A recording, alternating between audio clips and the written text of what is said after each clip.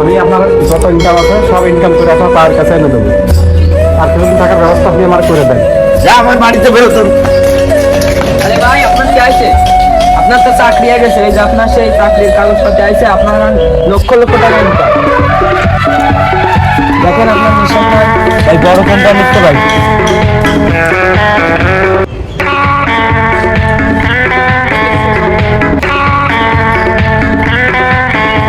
বাবা তুই আমার কাছে আয়, তোর মতো ছেলে আমার দরকার আছে, তুই খুব মুখ উজ্জ্বল করিস।